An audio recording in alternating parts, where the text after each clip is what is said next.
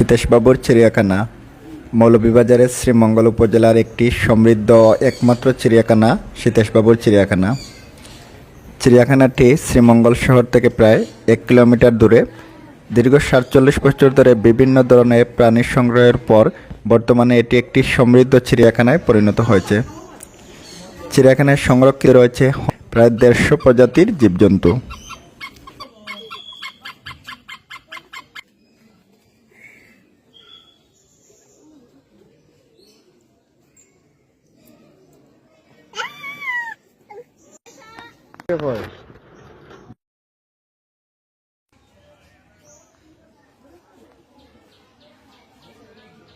না, খালি সাইকেলে আসলাম।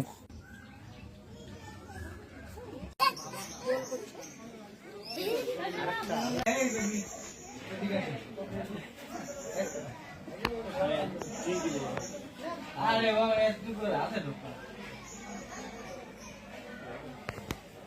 হ্যাঁ ঠিক আছে